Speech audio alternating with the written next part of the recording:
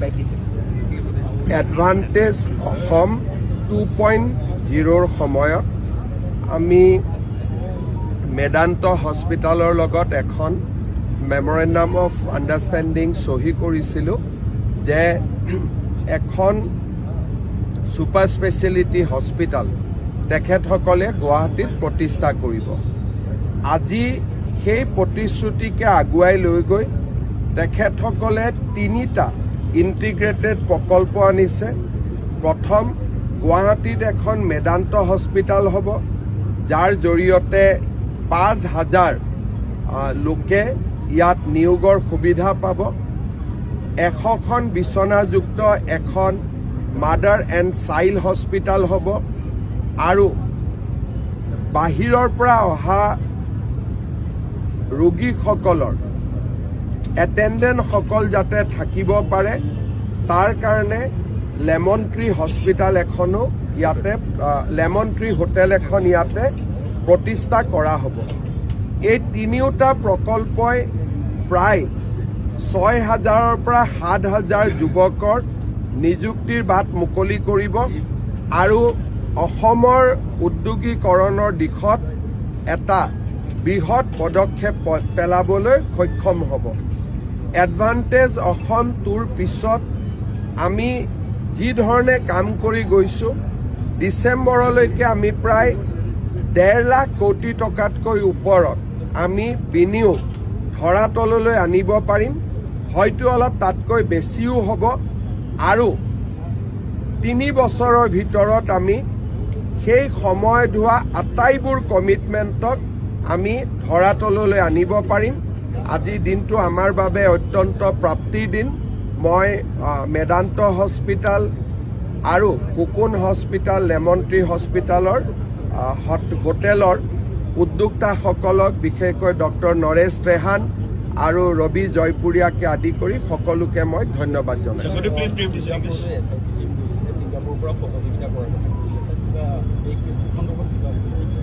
Singapore চৰকাৰে যেতিয়া আমাৰ SIT টিমটো গৈছিলে তাত আমাক তেওঁলোকে সহযোগিতাৰ আশ্বাস দিছিলে। আজি ছিংগাপুৰে আনুষ্ঠানিকভাৱে অসম চৰকাৰলৈ ফাইনেল পষ্টমৰ্টেম ৰিপৰ্ট তেওঁলোকে পঠিয়াই দিছে আৰু টক্সিকলজি ৰিপৰ্ট, অৰ্থাৎ গুৱাহাটীত যেতিয়া আমি ছেকেণ্ড পষ্টমৰ্টেম কৰিছিলোঁ তেতিয়ালৈকে শৰীৰ 5 দিন 6 দিন পুৰণি হৈ গৈছিলে, কিন্তু ছিংগাপুৰৰ টক্সিকলজি ৰিপৰ্ট মৃত্যুৰ 5 মিনিটৰ ভিতৰতে ব্লাড চেম্পল লৈছিলে। গতিকে সেইটো বহুত বেছি অথেণ্টিক হয়। আজি মোক আমাৰ অফিচাৰসকলে জনোৱা মতে ছিংগাপুৰ চৰকাৰে এমলেট মিউচুৱেল লিগেল এছিষ্টেন্স নীতিৰ অধীনত আমাক তেওঁলোকে পষ্টমৰ্টেম ৰিপৰ্ট, সাগৰৰ লগত জড়িত তেওঁলোকৰ নীতি নিয়মসমূহৰ বিশদ বিৱৰণ আৰু টক্সিকলজি ৰিপৰ্ট 3টাই আমাক পঠাই দিছে, যিটোৱে আমাৰ ইনভেষ্টিগেশ্যনত বহুতখিনি সহায় হ'ব। আৰু স্যাৰ, জুবিন গাৰ্গৰ চিনেমা ৰৈ বিনালে সমগ্ৰ অসম তথা উত্তৰ পূৰ্বতে চলিছে। আপুনি স্যাৰ কেতিয়াকৈ চাব? মই যেতিয়াই চাব যাম মোৰ লগত 20জন 25জন ছিকিউৰিটিও সোমাব আৰু অনুৰাগীসকলে হলটোত বহি অশান্তি পাব। সেইকাৰণে মই সিদ্ধান্ত লৈছোঁ যে কেইটামান দিন পিছত ভিৰ কমিলে আমি সকলো মন্ত্ৰী, বিধায়ক আৰু শুভাকাংক্ষীসকলক লৈ একেলগে আমাৰ আইডো চিনেমা হল আছে, আছাম ফিল্ম ফাইনেন্স কৰ্পৰেশ্যনৰ ফিল্ম ডেভেলপমেণ্ট কৰ্পৰেশ্যনৰ, তাতে আমি সকলোৱে বহি উপভোগ কৰিম। প্ৰথমতে VIP সকলে গৈ চোৱাতকৈ সাধাৰণ ৰাইজে চাব লাগে, কাৰণ তেওঁলোকে অধীৰ আগ্ৰহেৰে অপেক্ষা কৰিছে।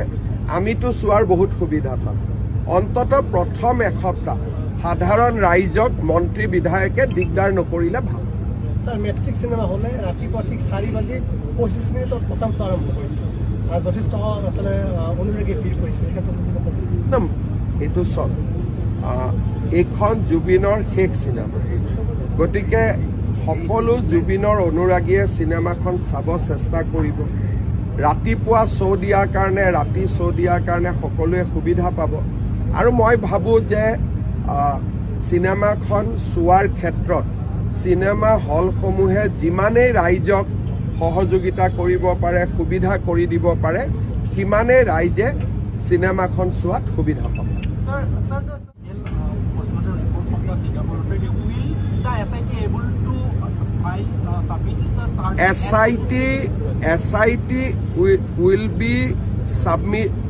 SIT will submit charge sheet on time.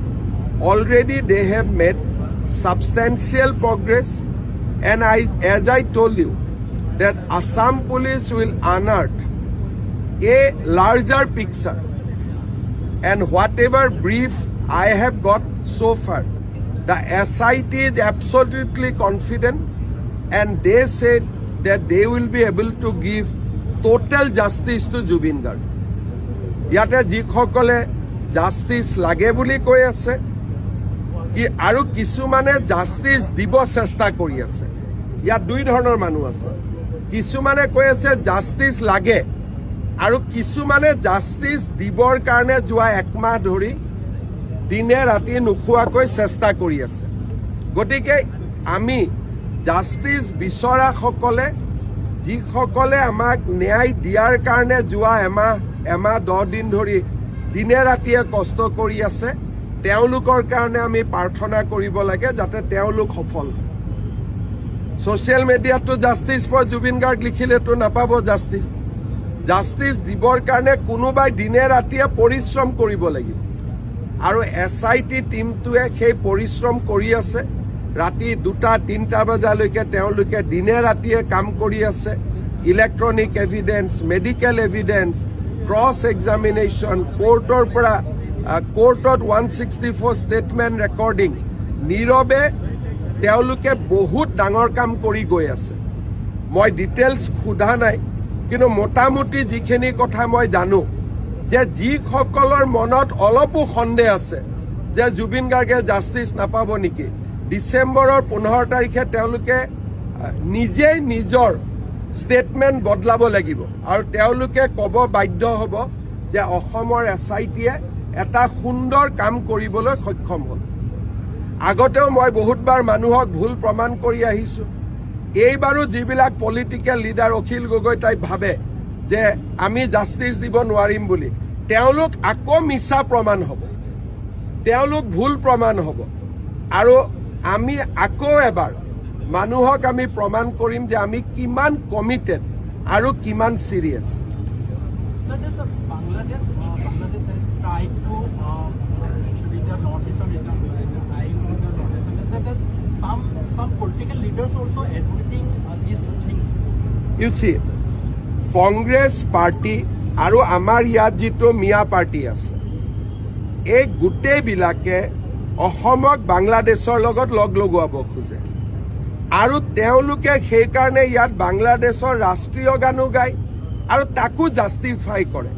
অসমৰ ভৱিষ্যত বহুত বেছি ভাল ভৱিষ্যত নহয়, আৰু মিয়াসকলে অসমক ধ্বংস কৰি পেলাব তেওঁলোকে যিটো ধৰণে আগবাঢ়ি গৈ আছে। অসমীয়া মানুহ যিমানেই সোনকালে সজাগ হয় সিমানেই আমি বাচিব পাৰিম, নহ'লে আমাৰ জীৱন কালতে অসমখনক তেওঁলোকে লৈ ল'ব। আপুনি এনেকুৱা যেতিয়া কথা কয় তেতিয়া কিন্তু দেখি ল'ব যে বহু কেইগৰাকী বিৰোধী নেতাই ইছ্যু ডাইভাৰ্ট কৰিবলৈ বিচৰা বুলি। ইছ্যু টিছ্যুৰ লগত কি আছে?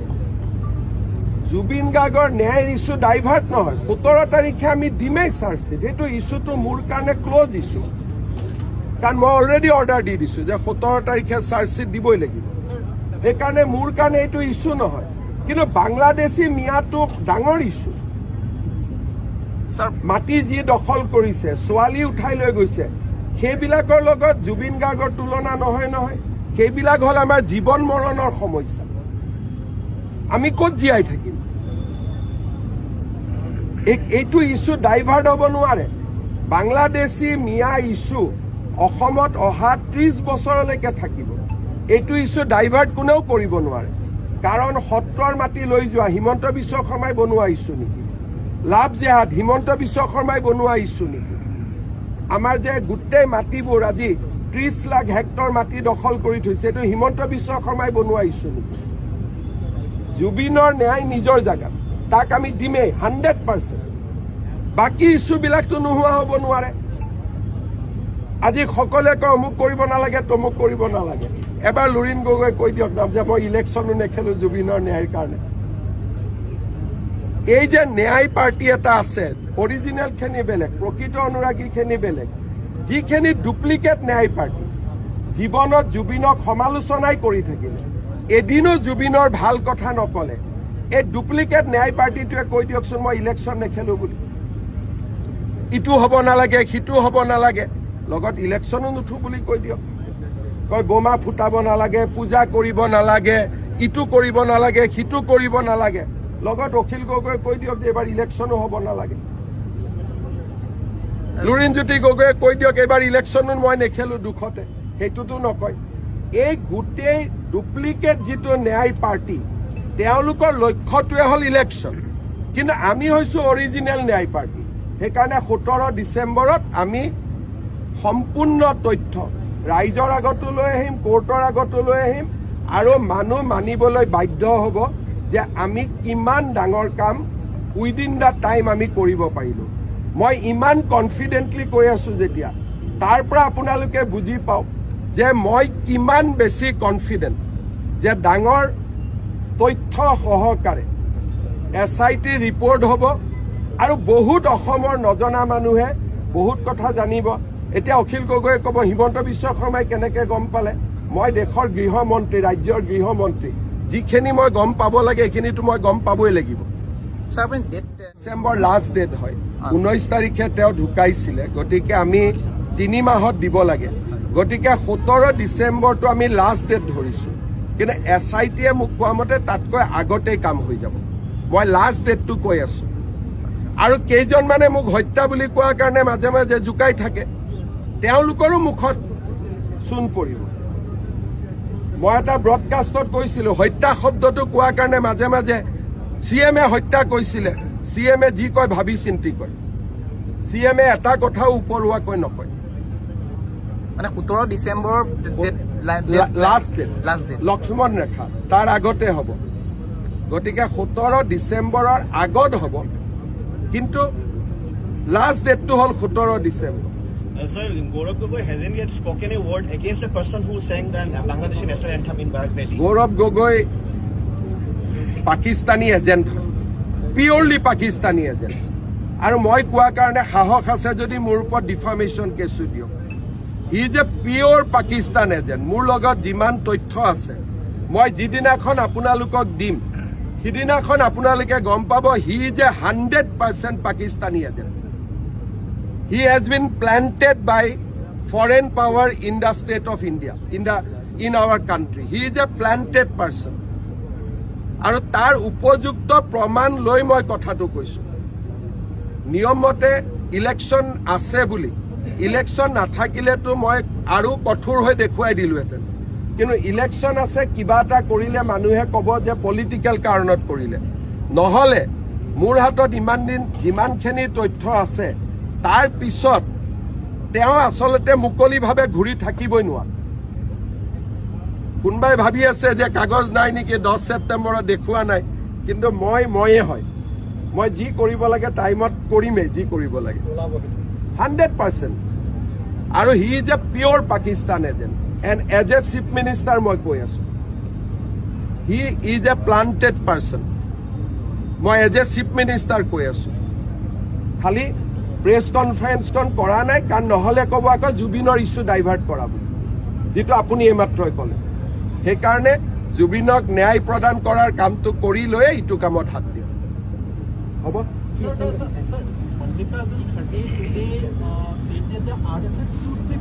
হি should be ban for insulting doctor Bhupen Hazarika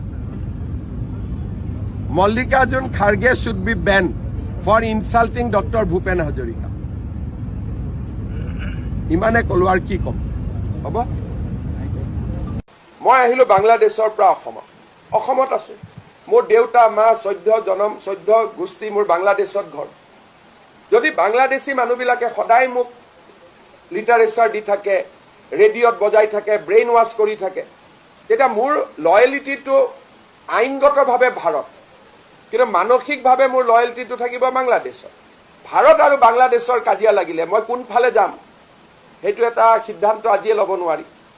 সেইকাৰণে বাংলাদেশে চেষ্টা কৰি আছে যে চিকেন নেকৰ আশে পাশে থকা, বাংলাদেশ মানে মই গভৰ্ণমেণ্ট কোৱা নাই, বাংলাদেশৰ ফাণ্ডামেণ্টেলিষ্ট অৰ্গেনাইজেশ্যন, তেওঁলোকে ধুবুৰী শিলিগুৰি হওক বা গোটেই চিকেন নেকটোৰ আশে পাশে থকা মানুহবিলাকক তেওঁলোকে মটিভেট কৰিব চেষ্টা কৰি আছে যে remain as a Bangladeshi although you are staying now in India.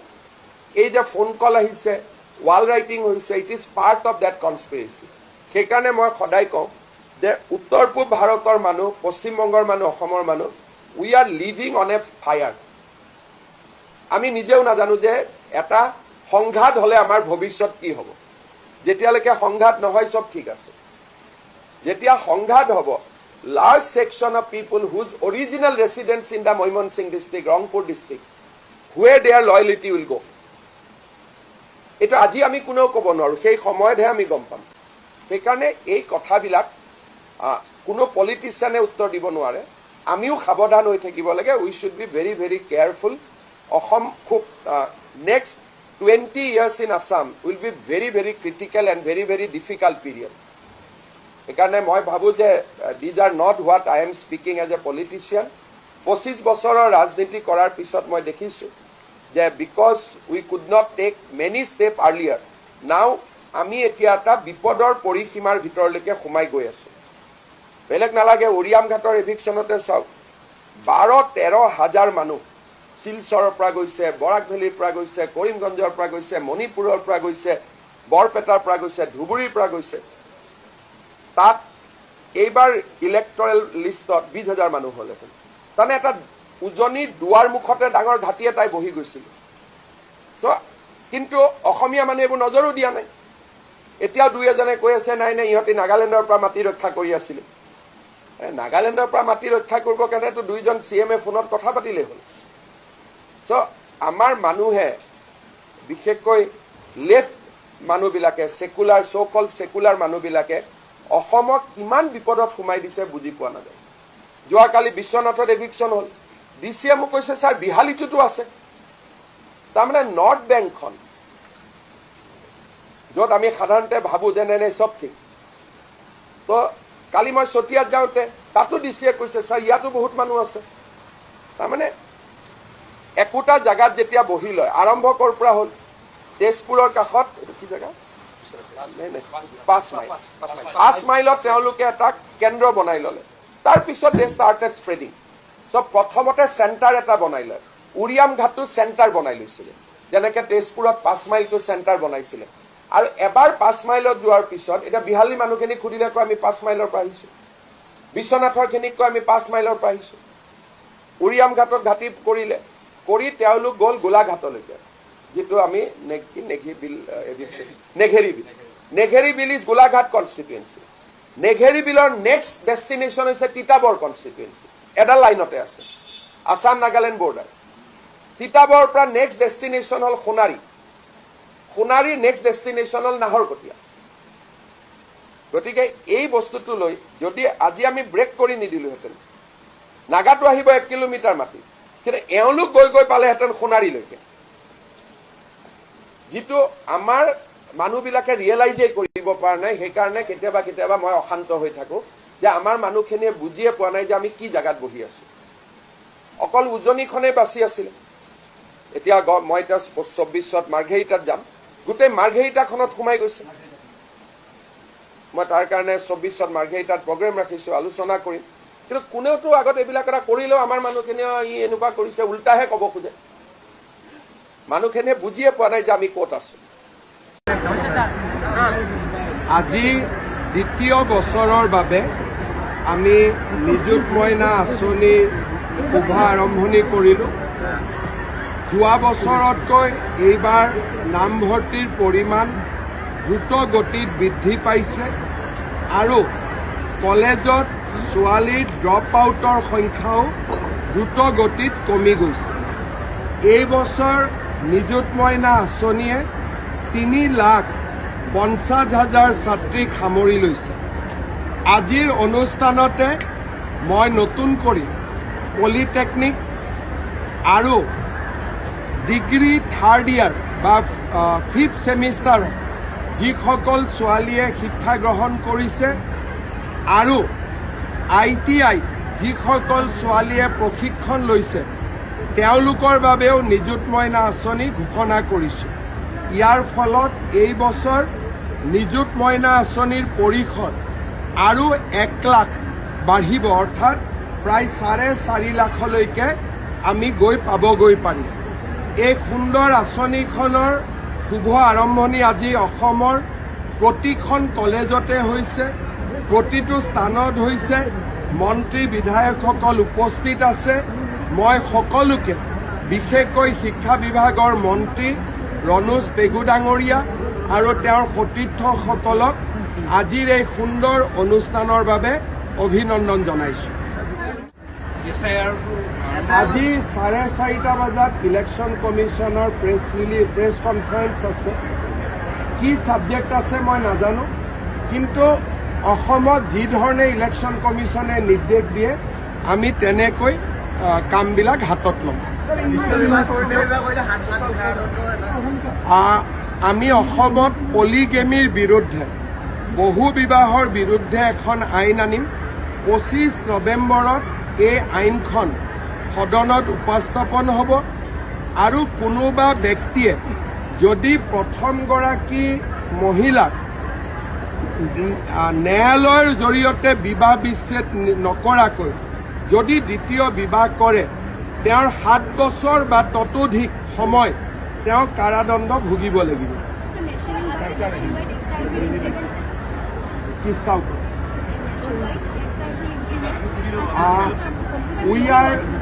We are aware that today Election Commission is having a press conference. If SIR is announced nationwide, definitely we will welcome it, and we have already conveyed our view to the central government in this regard already. Lachit সেনাৰ কাৰ্যকলাপক লৈ আমি গভীৰ অসন্তুষ্ট আৰু তেওঁলোকৰ কাৰ্যকলাপক আমি গভীৰ উদ্বেগেৰে সৈতে লক্ষ্য কৰি আছোঁ। আলফাৰ দৰে লাচিত সেনাক হয়তো আমি এটা দিন আহিব আমি বেন কৰিবও লাগিব, কাৰণ ব্যৱসায়ীসকলক লাচিত সেনাই যথেষ্ট অত্যাচাৰ কৰে। অসমত ব্যৱসায়ৰ পৰিৱেশ এটা যোৱা 2 মাহ তেওঁলোকে একেবাৰে নষ্ট কৰি দিছে। আৰু যোৱাকালি লাচিত সেনাৰ এগৰাকী কৰ্মকৰ্তাই অসমৰ আই মাতৃসকলৰ প্ৰতি যি অপমানসূচক মন্তব্য দিলে, তাৰ বাবেও মই ইতিমধ্যে আৰক্ষীক সেই ব্যক্তিজনৰ বিৰুদ্ধে কঠোৰ ব্যৱস্থা গ্ৰহণ কৰিবলৈ নিৰ্দেশ দিছোঁ আৰু এই ব্যৱস্থা সঁচাকৈয়ে কঠোৰ হ'ব। মুখেদি নোলাব, কিন্তু সেই ব্যক্তিজনৰ বিৰুদ্ধে সঁচাকৈয়ে কঠোৰ ব্যৱস্থা ল'বলৈ মই আৰক্ষীক নিৰ্দেশ দিছোঁ। মই নাম ক'ব খোজা নাই, নাম কোৱাটো মোৰ উদ্দেশ্য নহয়।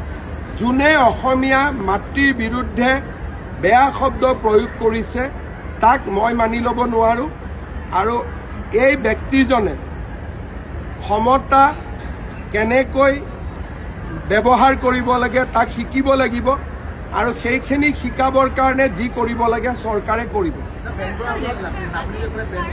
বেন কৰাৰ হয়তো শব্দ এটা লিখিব যে এনেকৈ যদি ধন দাবী কৰে, এনেকৈ যদি এক প্ৰকাৰ দেশৰ অৰ্থনৈতিক বিকাশত বাধা আৰোপ কৰে, তেতিয়াহ'লে ডেফিনেটলি এটা সময় আহিব য'ত আমি গোটেই সংগঠনটোৰ বিৰুদ্ধে ডাঙৰ ব্যৱস্থা ল'ব লাগিব। বৰ্তমান লাচিত সেনাৰ কথা কৈছোঁ, বৰ্তমান বেলেগ সংগঠনৰ কথা কোৱা নাই, কাৰণ অসমত আন কোনো সংগঠনে এনেকৈ ব্যৱসায়িক মাৰপিট টকা পইচা নোতোলে। এইটো ক্ষেত্ৰত তেওঁলোকে ব্যতিক্ৰম।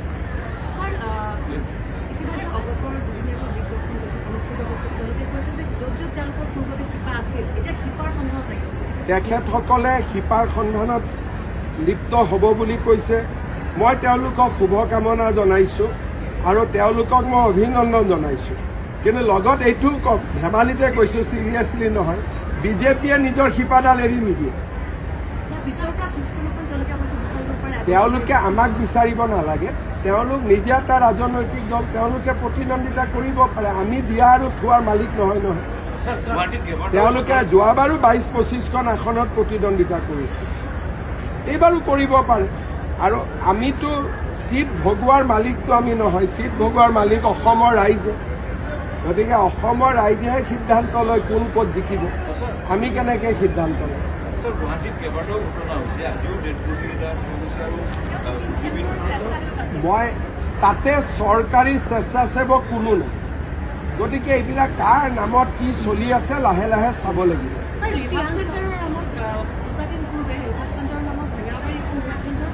এবাৰ পীযুষ হাজৰিকাক সুধিম, মই ইমান খবৰ আছে।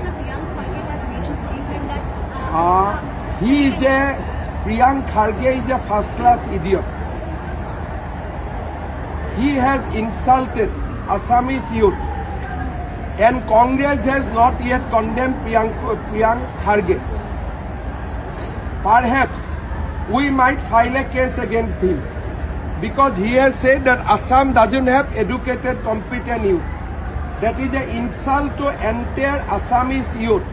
So we are considering whether a case can be filed against him in the court of law. But let me say, he is a first-class idiot. Sir, after 7 years, Zakir Naik is visiting Bangladesh.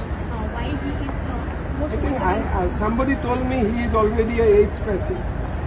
I don't know. I have only read in the newspaper. I heard in the newspaper that Zakir Naik has already infected with AIDS, but I do not know whether it is a correct or wrong.